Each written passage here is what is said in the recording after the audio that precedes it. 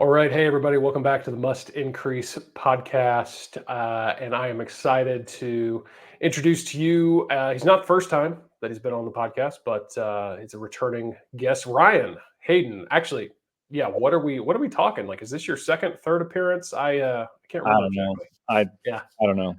You Just joined us back in December for one of our best of episodes, which I actually really enjoyed those. We did best tools and gadgets, I think it was. yeah, So that was the last time you were with us. So yeah, it's been a good 6-ish months. So, welcome back. yeah. Thanks for having me back. Yeah. I think we have a little bit more of a serious discussion today, though. Yeah. Ours was that one was a little bit more like it was like the holiday season. We were trying to keep everything like happy. And this one Yeah, now we're getting real.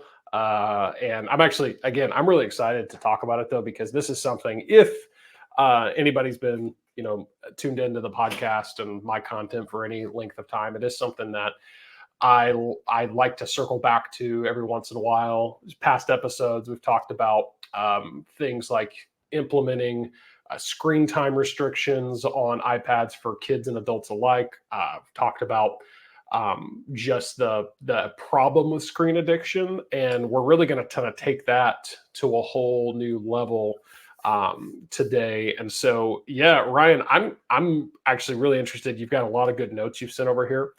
And so, yeah, let's get started. Before we do, just for context sake, I know it's not your first appearance, but just remind everybody, who you are, what you do, and then we'll start into the meat of the conversation. yeah. So I am a pastor. First and foremost, I'm the pastor of Bible Baptist Church in Mattoon, Illinois. I've been here for close to 13 years.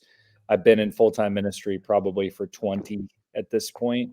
And so love that. That's the main thing in my life. I also, on the side, am kind of a web developer, and so I've created a tool called Congregation Hub, which is for sending messages and keeping attendance and that sort of thing for your church.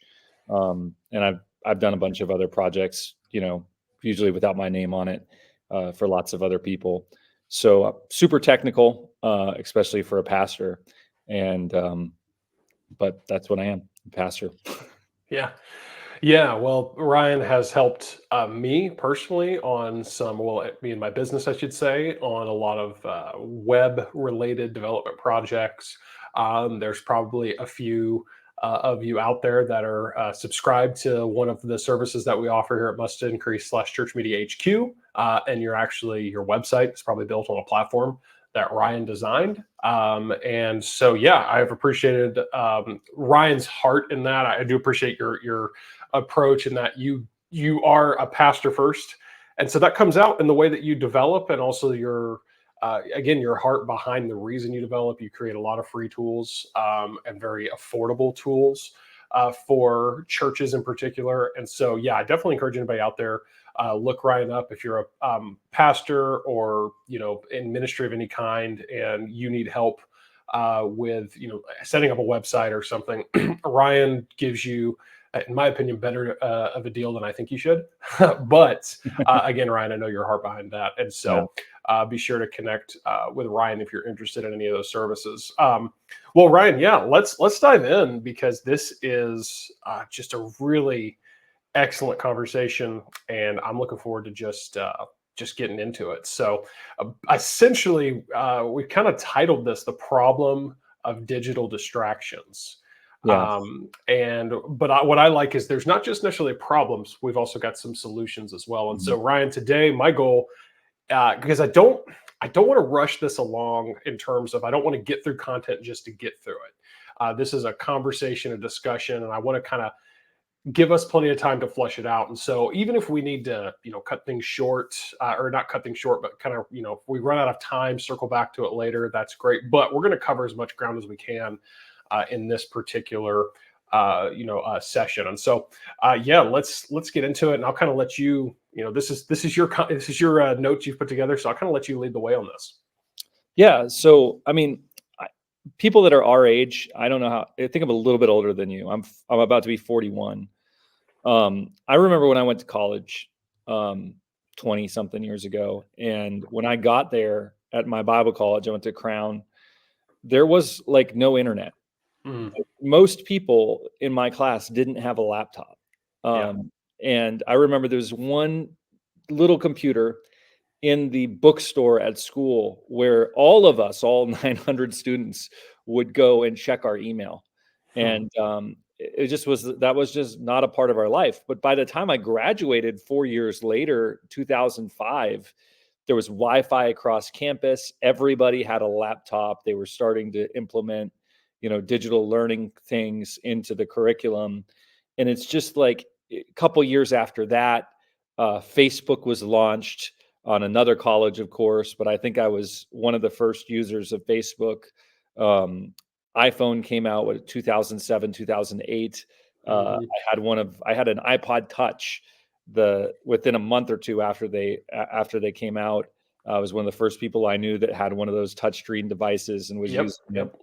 Um, Early adopter of iPads, and so we people that are your age, my age, we have been riding this train Mm, since the very beginning, and it is absolutely gotten out of control. I mean, yeah. sometimes I feel like the frog, the proverbial frog that's in a boiling pot of water, that the water's slowly getting warmer and we're Mm, just kind of lulled to sleep. And it's you look at the screen time report on your phone, and it's like, how did I spend that many hours yesterday yeah. on my phone? How did I spend that many hours last week on your phone? And then if you've got children and a spouse and ministry responsibilities, um, it's even more important for us to be leaders in examples in how we use our devices. But we also can't just cut it all off either. I mean, you have to be where your people are as a pastor. So Hmm. if your people are on Facebook, I can't not have a Facebook account. I've got to spend time promoting things from time to time. I have to have a computer to do the work that I do, whether it's writing sermons. I do majority of my study on that, or writing code. Obviously, you have to have a computer for that. And so it's like, how do you reap the benefits of social media, reap the benefits of having a smartphone and being good at computers without it becoming a idol that just rules your life? Yeah. And it's a battle that I think more people are losing than they'll admit, or everybody's losing it, and so we just don't think about it. Yeah. It's pretty messed up. Yeah, it is, and it's like you said. I mean, it's a it's kind of a two-sided coin, I guess. There's the very positive side, if you will, of just, I mean, think about what we're doing here, even right now. You're in Illinois, I'm in Tennessee. We're having I mean, essentially a real-time conversation, recording podcast content. And if you are listening to the podcast, you may not have even realized that. You may not even realize we're in separate rooms, or separate locations altogether. But this is the technology has enabled us to do this. And right now, I'm using three different Apple devices to make this happen. I've got my camera is actually my phone today. It's all connected to my MacBook, and then I've got my notes here off my iPad that I'm following along with. And so I'm like you, Ryan. Like, I bought into everything almost lock, stock, and barrel. And yes, I guess I was kind of more in high school when all that started to happen. Mhm. And so I remember, yeah, I always, my claim to fame, for me at least, is I was the first student at my high school to have an iPhone. I thought I was like the coolest, an iPhone 3G. And so I got right onto that as soon as I could. And then, yeah, when I went to college, I, really just kind of scraped pennies to afford a MacBook. And Mhm. then, yeah, got an iPad just as, once it was announced and as soon as I could make it happen. And so, all that to say, we it's kind of like our generation, it's kind of like it's the technology's come along and we've said, okay, cool, we're going to adopt that, we're going to use that.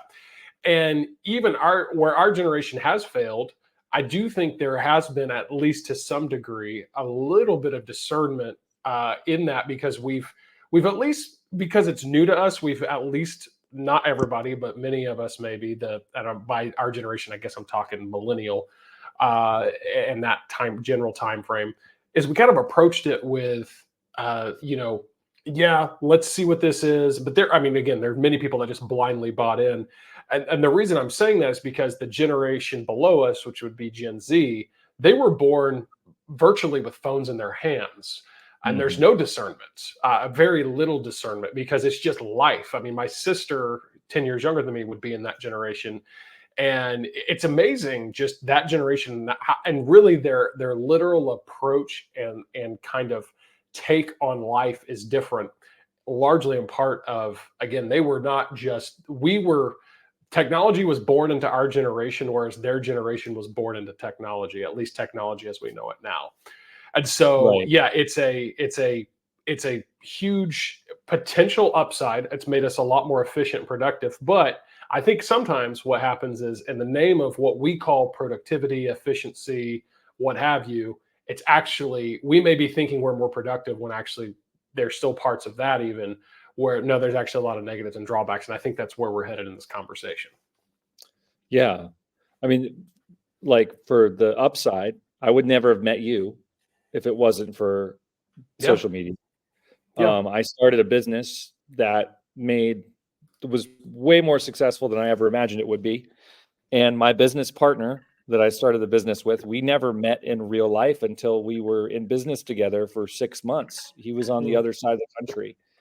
And then eventually we took on a foreign partner, who we met him through the internet, and he lived in South America. And so it's like the benefits of social media for me have been huge. The benefits mm, of meeting different people and establishing relationships. Nobody would know who I am. Not that a lot of people do, but nobody would know who I am. I would have very little influence outside of my tiny town here in Illinois. Was it not for Were it not for the internet and the ability to blog and different things. And so I'm grateful for it. But at the same time, I'm looking at my kids, and I'm thinking about my younger siblings, and even my own self. And it's like some of this stuff is completely out of control, and with us, it's even out of control more than mhm. we'd like to admit. Yeah. So I have read tons of books on productivity, on dealing with the internet issue. There's so many great books that you could talk about, from Cal Newport's book. I just read, wrote a new book, I think, called Slow Productivity, that I read last month. That was excellent. He's most famous for a book called Deep Work. And Mm, he talked a mhm, lot about all the issues with distractions. Um, the Power of Habit by Charles Duhigg. He talks about like the gambling industry, and how the internet and big business has kind of adopted the behavior modification things of the gambling industry to manipulate people. mm, There's so many books. I read a book recently called The Wisdom Pyramid by a guy named Brett McCracken. He's uh, a Christian film critic of all things, and he just talks mm, about, the food pyramid, the diet that we have, that we got as kids, with the grain on the bottom, and the proportion of your diet. And it's just an argument that Christians need to be a lot more deliberate with their information diet. mm. Uh, it was a really great. There's so many things that we could talk about, um, as as that. But I've got the digital distractions kind of organized into three categories. So the first one, and the most obvious one, is social media, right? Yeah. Um, Facebook, Twitter, X. Now I'll never call it X without saying Twitter X from. formerly was Twitter. Yeah, X, Instagram. I don't know what I don't. Those are the only ones that I'm really aware of, and I don't really do Instagram. But I know lots of people that are really into Instagram, and I'm sure there's others. What are the other social media companies that are out there? Well, TikTok's the big one now. That's, you really can't have the conversation about social media without TikTok. And I notice you have YouTube here in another category, but YouTube is almost crossing over into Yeah, social media with YouTube Shorts and things like that. So those are probably the main ones, though. Basically, Meta, which is Instagram and Facebook, X/Twitter, and then now TikTok. If okay, the government lets it stay around. yeah. Which I don't know. We just have no TikTok in our house. Like It's blocked on everybody's phone. It's blocked network wide. Yeah, that's probably for the best. For us, because I've just seen other people not be able to handle it, and I already can't handle YouTube. Like, I take months a year where I have no YouTube time at all because it's just too much. I always end up watching stuff I shouldn't. Um, Not terrible stuff, but like things that's probably not helpful for a Christian pastor to be watching. Sure. So and spending too much time on it. So yeah, so social media is one area. The second term is something that I saw from a book called Make Time by John Zeratsky and Jake. I forget. It's a great book. It's a book about productivity, but they call a whole area of things infinity pools. Mm. The idea of an infinity pool is it's content that you could spend. It's any website that has content that you could spend like the rest of your life reading is an infinity pool or watching. Yeah. So like YouTube, you're never going to exhaust YouTube. There's not enough hours in the day Yeah. for you to exhaust YouTube, or Netflix, or Amazon if you're just shopping for things. But even Amazon Video, there's so many of these websites now that just have more content than our forefathers ever imagined being available in one place. Yeah. And they're all designed to hook you in and keep you on as long as possible so they can make the most money. So that's the second category of things. And then the third category is one that I didn't realize was much of a problem, but it really kind of is for some people, and that's email. Mm-hmm. There are people that just spend all day on email, and they don't really. There are some people where that's their job to just constantly email people, and it can be a huge distraction. And so I know, like, my Gmail account, like, I don't know, I've had a Gmail account since 2003 or something like that, and it's probably millions and millions of emails in there that I don't need to see. So I've got some things that we can come back to look at those, but I wanted to talk about for just a second some of the reason why you need to be careful. I mean, obviously everybody knows about internet addiction, but I think it's more sinister than people realize. Mm-hmm. How we got to where we are. Okay. Yeah. So the first thing that kind of woke me up to this years ago, I was studying about this, and I realized just how large these companies are. So if you think about, when we think about big business, oil and gas is one of the biggest businesses in the world, right? Like, the world literally cannot exist without gasoline right now. ExxonMobil is the largest oil company, and their market cap is 500 billion, which historically, that's an insanely large company, right? Like, that's an insane valuable company. Meta, which is Facebook, Instagram, I don't know what else they do, Oculus, but Meta, their market cap is over twice that big. It's $1.2 trillion. And I looked both of those up this morning. Yeah. So you have here a company, Meta, Facebook, who is literally worth twice as much as the biggest oil company in the world. And what is their asset?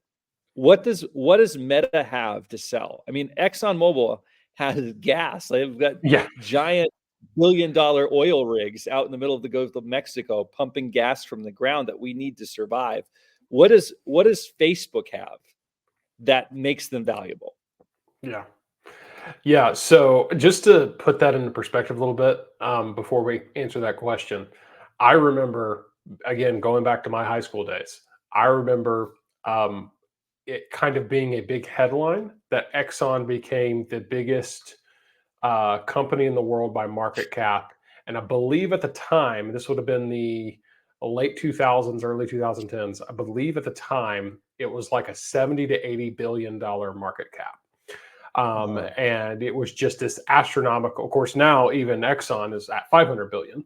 But it was just this, wow, this is the biggest, and even then, as recent as a decade ago, kind of the big energy was still the big dog, if you will, in industry. It was the titan of industry, if you will. And now 10 years later, that's completely changed. And like you said, the biggest companies, because it's not just Meta. Meta is huge. Apple, Microsoft, Amazon, Google. I mean, they are and Nvidia now. These are the top. These are in the top 10 always, if not the top 5, top 3 even. And so yeah, it's huge. But yeah, now getting back to your question, yeah. So Exxon's product is oil and gas. What is Meta's product?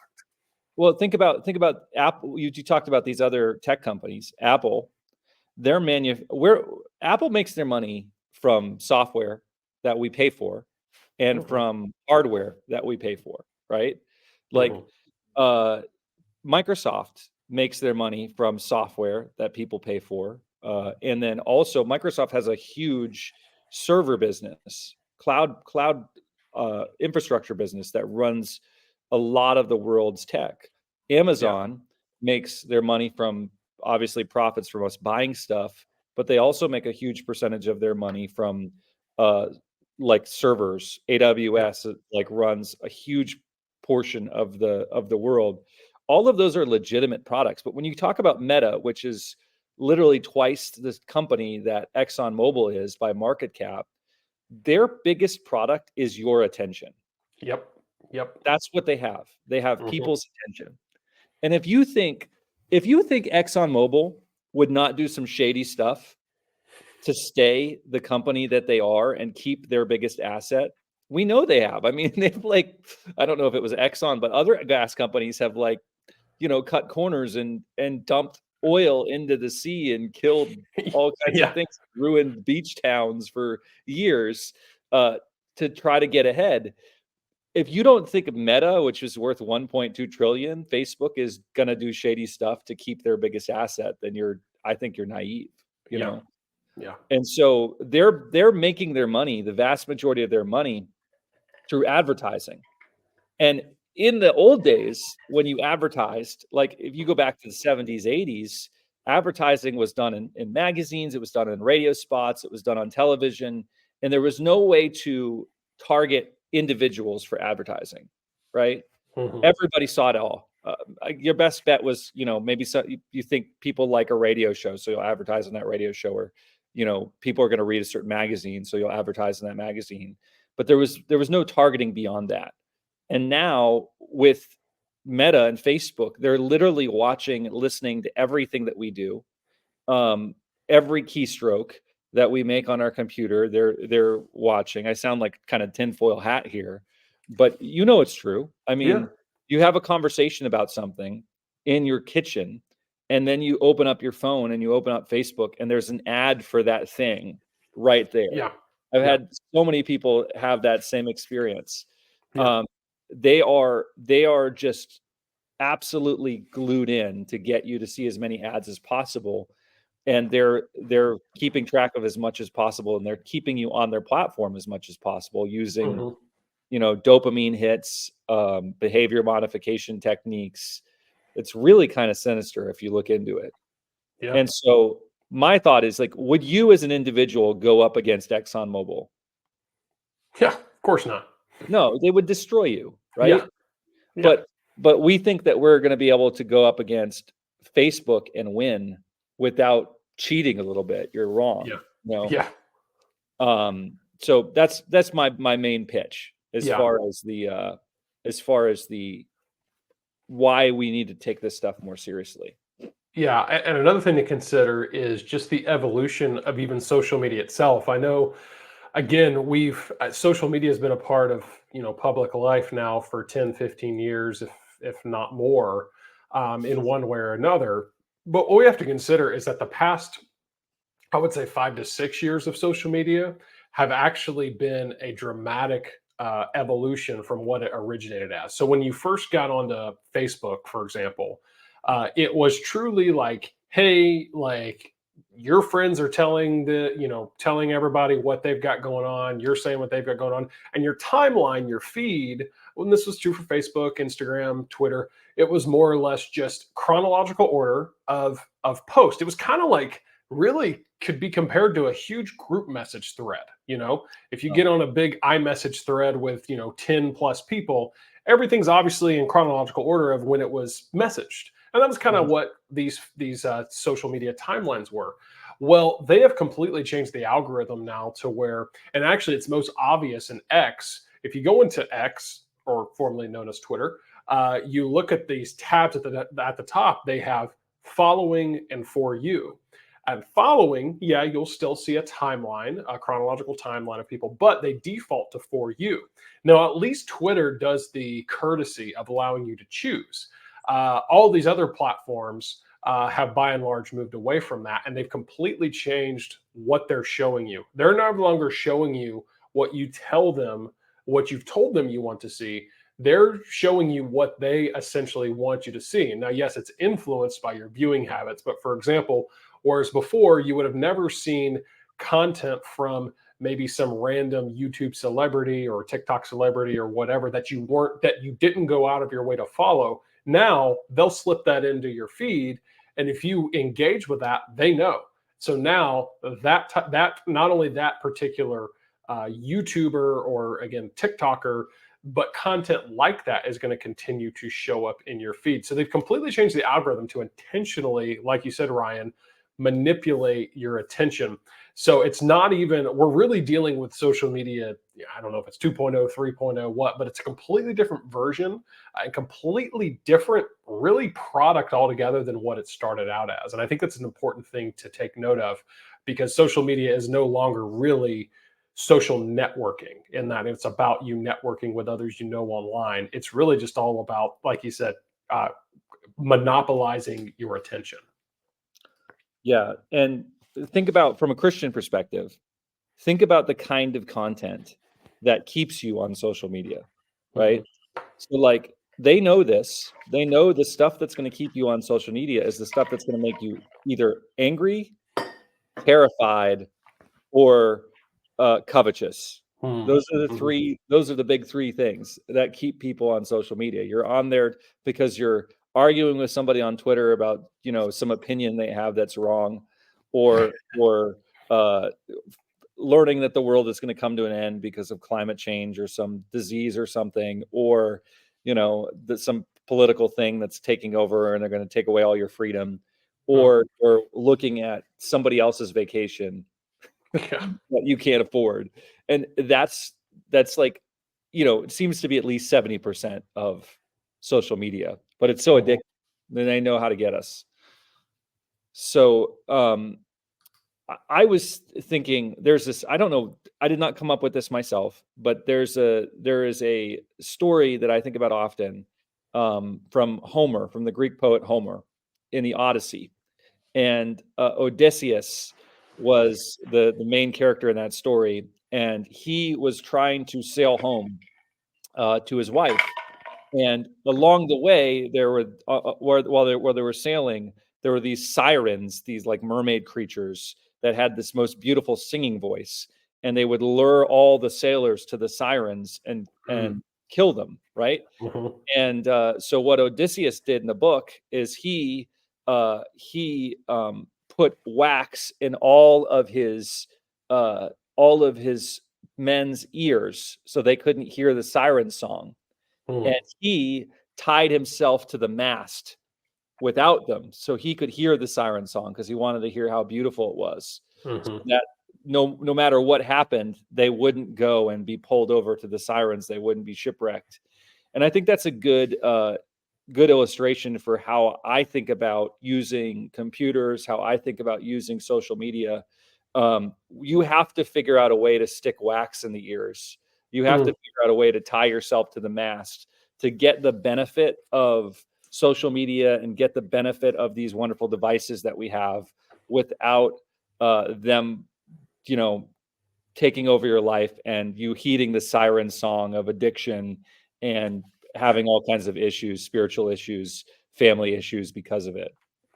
Yeah, yeah, that's a great way of looking at it, and it's just like, I mean, addiction is that's a hard word to hear and to associate maybe with using your phone and technology, but at the end of the day, that's what it is. And we are, we'll look at somebody who's struggling with drugs or alcohol or, even smoking, nicotine, whatever, and we'll say, hey, that person's addicted. And nobody would argue. And even the person who's, addicted would reluctantly be like, yeah, you're right. Yeah, I am. I'm hooked on, tobacco sucks. But the truth is that we are addicted. I would say I don't have stats, but probably the number one addiction it has to be technology and screens. It Mhm. has to be up there. I know that like caffeine, sugar, these are all things that we very uh, truly do get addicted to, at least in first world culture.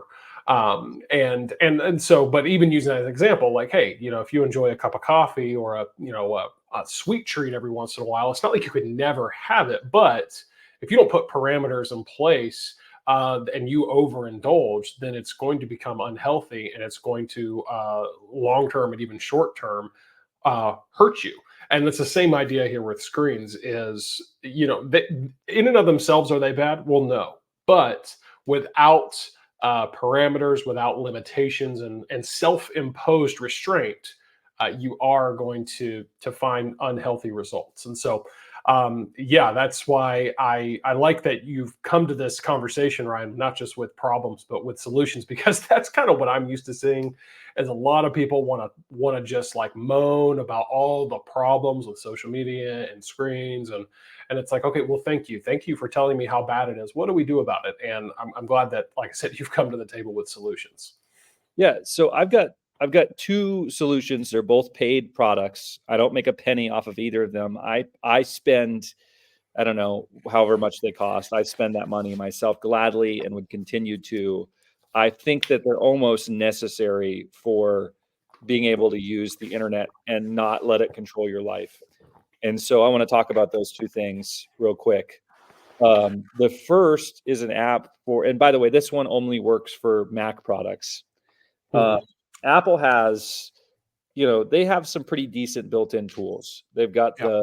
the do not disturb tools. They've got Mhm.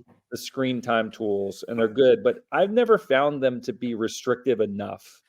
Mhm. Like like the Yeah. the the screen that shows up that says this app is restricted. It's pretty easy to get around that screen. Yeah, I was gonna say I recommend screen time. I mean, if it's better than nothing, It's better than nothing, for sure. but it is. I do recommend it for kids because it's great to set up for your child because Right. then the child can't get past it without your authorization. Right. But yeah, if you are the more or less the admin on the phone, which you are, and you're the authorized user, it's very easy to bypass. So yeah, it's a good start, but I can't see how it would fall short. One fun thing I can say, this is a free thing you can do. If you really really are struggling, is if you're married, make your spouse the admin on your phone, Mm, and yep, or maybe it won't work on your phone, but it will definitely work on your computer. yeah, Make your spouse the admin on your computer. Have yep, her set up a password you don't know, and hmm then you'll just have to ask her for the password if you want to get around, yeah. the screen time restrictions or And whatever. yeah, I was gonna say that goes for screen time because when you go to create a screen time restriction code, it can be something that somebody else makes, and so yeah, that's actually a great hack. Again, I just want to say this off the right here at the start. Yeah, I think investing a little bit in, because it's not only just about your health and your sanity, it's also about the fact that you will be more productive, and I think that it kind of would a product would pay for itself essentially and the Mhm. time you're getting back to be productive. But if you're cheap or you just, hey, you're strapped for whatever reason, you can't afford it. Hey, the screen time restrictions on iPhone, if you're using iPhone, iPad, and Mac OS, it's better than nothing. So at least start there. But I like how this particular tool takes it a level deeper. Yeah. So this first tool is called Opal, OPAL, and initially it was just an iPhone app. Mhm. And I don't know how it works. I don't know how they have so much control of your phone, but they do. And basically, it allows you to set up um, downtime schedules for specific apps and websites, and you can set them up with various levels of difficulty. So for instance, you can just completely nuke certain apps for certain hours of the day. Like you could be like, all right, I am not going to use YouTube at all between 8 o'clock in the morning and 6 p.m. Right? Like that's the time I need to be working. YouTube, Facebook, Twitter, I have no access to those whatsoever. Hmm. And there are some apps that I do that with. But you can also set like where you have when you go to those apps, you have to wait an annoying amount of time before you can use it. Hmm. So it's like if you go to Facebook, if I go to Facebook, it'll say, "Are you sure you want to do this?" And you have to wait a minute before you can click yes. And that Hmm. seems like an eternity. And the idea is like, okay, it's going to keep you from just Twitch, it's almost like unconscious how often we check Facebook and Twitter sometimes. And Mhm. so it'll just kind of remind you, hey, I need to get back to what I was doing. And then you can also set time limits. So you can say, all right, there's a couple months ago, I got like hooked on this game, Retro Bowl, on my phone. And I spent an enormous amount of time on that stupid game. And I got to the point where I was like, okay, I am going to set a 10-minute hard and fast time limit on this game. And after I play it for 10 minutes, I cannot use it until the next day. Like I cannot get around that. Hmm. And when I did that, my 11-year-old son came to me and he said, "Dad, thank you for doing that."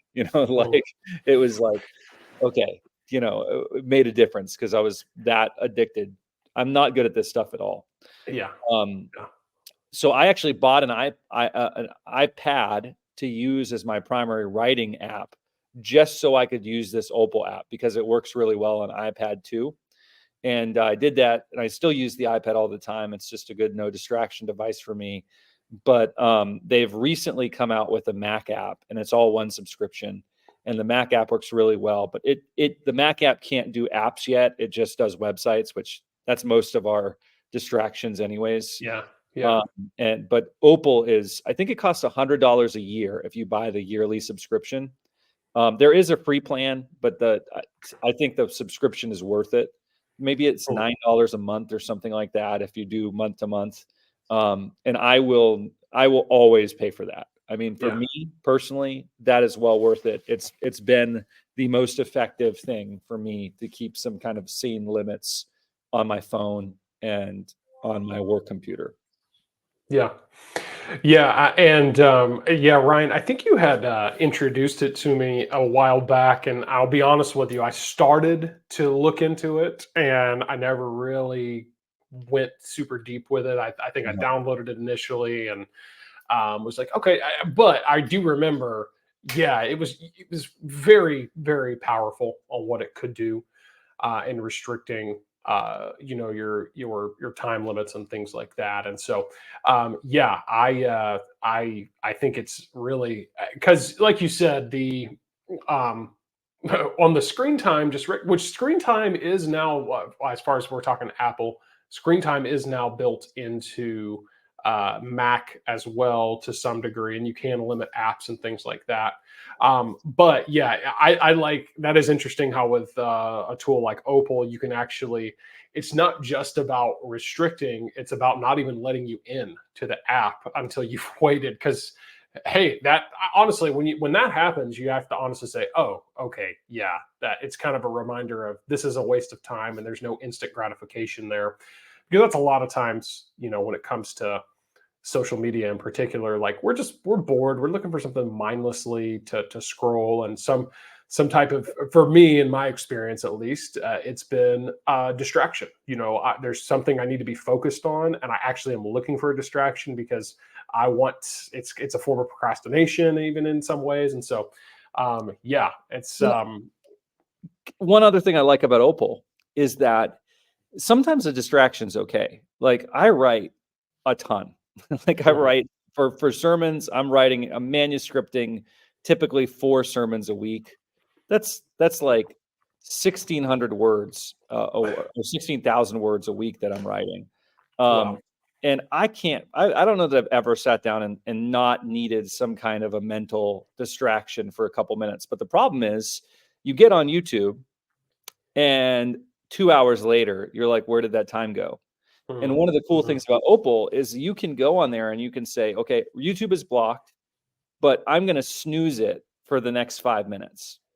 And it's going to make you wait 30 seconds or wait a minute before you start that snooze. And then you can say, okay, I'm going to give myself a 5-minute break. And when that 5 minutes is over, you have to wait much longer before you can get back Wow. on. And I find that to be, that saves me a lot, because I'll be watching something and I'll be, oh, okay, time to get back to work. 5 minutes is over. Break time's over. So Well, yeah, that's really intriguing, because yeah, it's like you said, sometimes a distraction can be helpful. It can kind of create a little reset in your mind, and especially, I know you do a lot of coding and stuff, and you can run into problems where it's like, okay, I can't see straight because I can't figure this out, and so yeah, absolutely, I can see that, and that is really, again, just intriguing how that works. So you mentioned Opal as a tool. And then I noticed you have another one here, under when it comes to email. yeah. And so yeah, what are you doing for email? Okay, so I use an app from email that this is another one that a lot of people don't know about. It's called Hey, Hey, hey.com. Hmm. And it only came out a couple years ago. So email there's not been a lot of changes in email over the Yeah. last 25 years. And Gmail is by far the most popular. It's the one that I Hmm. used for the longest time. But Gmail actually has tons of ads on there. Like, you cannot get away from the ads on Gmail. And you've got, Outlook is similar. Um, the way that this particular app, Hey, works, again, it's not a free app. I don't know how much it costs, a couple dollars a month. But the way it works is whenever somebody emails me for the first time, I don't see it in my inbox. What I see is it has something called the screener, and it'll say you have several emails to screen. And until you deal with that screener, you're not going to see, if somebody could email you 30 times, and you're never going to see it. But you go into the screener and it's like, okay, this is obviously junk. So I don't want to ever see this again. And you'll never see it in your inbox again. And then it will say, okay, this one here, this is important. I need to see all these. And so you can put it in your inbox. But it also has something called a paper trail and a feed. And so you can assign emails to the feed. So if, like, somebody sends you newsletters and you want to see those newsletters, but you don't want them cluttering up your inbox, you can send them to the feed. Or if you're like, okay, this is always going to just be a receipt that I need to keep, but I don't want it in my inbox, you can send all the emails from that group to your paper trail. And so it just really cleans up emails. And so instead of me getting, 50, 60 emails a day that I need to look at and decide in that moment what I want to do, most days I see one or two, and it's like the ones that are actually important. And if I want to waste time looking at newsletters and stuff, I can go find them. It also strips all the trackers from the emails, so it kind of kills that whole industry for people. And Yeah. it's great. I've been using it now, I think, for 3 years since it first came out, and I will never go back. I love it. Yeah, it looks like it's, according to their website, it looks like it's about 99 per year, for just a regular hey.com email address. And then if you did want to, like, if a business you wanted a custom domain name, it's $12 per user per month, Mhm. which actually is pretty comparable to something like a Google Workspace or something like that. Right. And so yeah, that's really because yeah, I think you've alluded to this or mentioned this earlier, but when it comes to Gmail, yeah, that's something to keep in mind, is that Gmail is the most popular free email app out there. But when it's free, you are the product, and so they're selling your attention to ads or to advertisers. And so that's what's happening there when you get on. And not to mention, for me, Gmail is really, it's kind of like with all things social media. I just go into it with the perspective, understanding, yeah, these people are taking my data, and I go into it, and so I'm not shocked. I just know that that's part of the deal. But it's also very, when you think about it, it feels a little intrusive, because it's like they're taking what really could be very personal information. Mhm. And they are, kind of skimming through my content in my inbox, and then they're trying to target me with ads based off of that. And so something like Hey.com does prevent that. And I love that inbox or IM box, Yeah, the the important box is the idea. important box. It's clever there. So yeah, that's really interesting. I mean, I will say something. See, because for me, it's really interesting the concept of using something like this. My problem is that I do use Google Workspace, particularly for my domain based emails, and I just know the absolute pain it would be to migrate and all of that, and Uh, have to do that. And so I have to just kind of make do with what I've got, unless I'm willing to get in that. But I will say something that I have found, that in general, just practices for email. And this is nothing new. It's nothing I came up with, but is doing all you can to limit the time your email. Like I use Spark Mail for my actual as my email client. I use uh, it on my phone and my iPad. Um, is limit the time that you actually have that app open. So if you are using Gmail and using it in the browser, limit the amount of time that you have that open. Like just close the tab, close the app, and only check in on it I would say, no more than 3 times a day, unless the nature of your job is customer service. There's really no reason for you to be instantaneous with your responses to email and things like that. And then another thing that I've done, and I'm a big proponent of this. And again, for those who've been listening to the podcast for a length of time out there, they've heard this from me many times. I'm a big proponent of no social media or email on my phone. I don't have the apps installed on my actual smartphone, on mhm. my iPhone. I do all of that. If I'm going to do that, I do it on my iPad. And because the difference is, I take my phone, I do take with me everywhere. My iPad, I don't.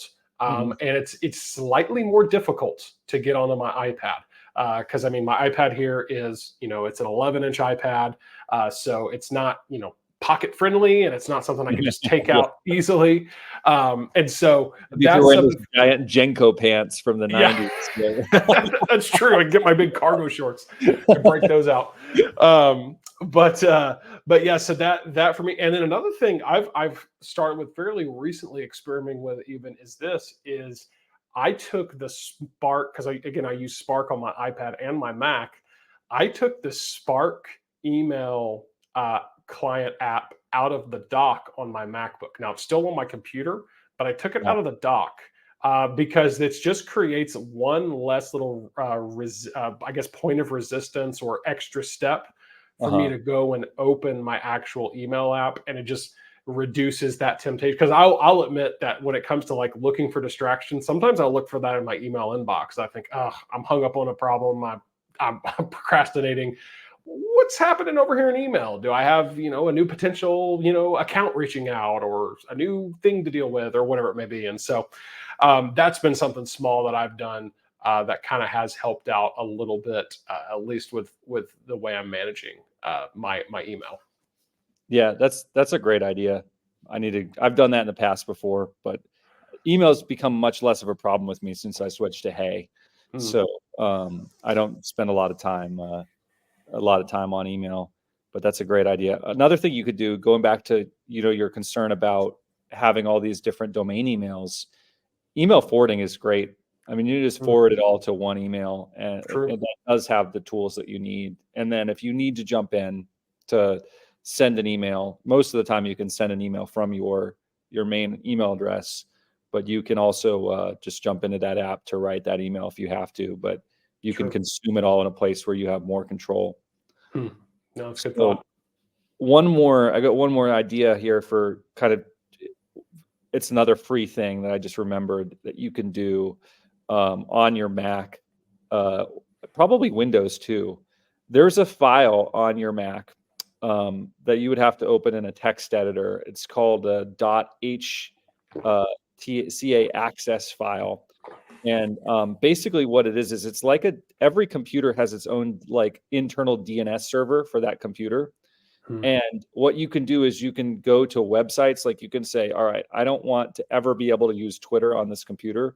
You just go twitter.com and then you hit space and then you send it to like 0.0.0.0 or something. Google this, okay? Don't Yeah. go off me.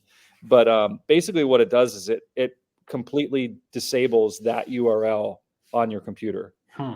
And I've in the past have had that set up on computers that I'm using just for work or places where I need to focus. And I will set the password. I'll have my wife set the password so I don't know it. And it basically makes it impossible, like literally impossible for me to use that website on that computer. Hmm. And so that doesn't cost anything, just a little bit of time. Yeah. And that's another option. No, that's So that's interesting. I all didn't I've even. got. That's my solutions. Yeah. So And, well, again, I'm just glad you brought solutions, not just problems. These are great, and we've had a conversation during our conversation. Rather, we've gone through paid and even free options. What I always encourage someone to do is, I always say, start somewhere and start for free somewhere. If because hey, everybody, I say everybody, a lot of people, oh, if there's a price tag attached to it, I'm not, that can be a barrier, even if it's a very affordable price tag. We're all that way a little bit. So that's why we say, hey, start for free, using what you have. There's no one there's no excuse, rather, for anyone who has an iPhone, iPad, Mac not to start using the built-in screen time restrictions. There's nothing that prevents you from, again, doing something like deleting social media from your phone, so it's not as easy to access. It is amazing, Ryan, how many people I get that just they fuss about that idea. So they're like, oh, well, no, here's why I can't do it. It's like, yeah, well, when you come up with excuses why, you're always going to find a reason why you can't do it. But and so I even say, take it a one further step back, I guess, and just delete one app. What is the one app, the one social media app that maybe you're spending a little too much time on? Is it, if it's X, Twitter, if it's Instagram, Facebook? Delete that one app and then don't even do it indefinitely. Just do it for 1 week. And then reinstall it. And then after you reinstall it, delete another social media app. There's always a way to try to avoid doing it, but it's a pretty simple, straightforward process. And the other thing I always get kickback for is you do not need email on your phone. And I have an open invitation out there to anyone who wants to get on this podcast and argue that with me. It's an open invitation. Go to mustincrease.com/Luke, and you'll find my scheduling link there. Schedule a time, and I will bring you on, and I will listen to your reasons of why you think you need it on your phone, and I will tell you live on the air why you're wrong.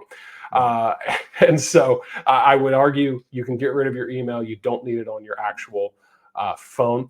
But anyway, so all that to say, we've gone over some free things, but also some very affordable ways and tools that you can use. Either way, we have to acknowledge that it is a problem.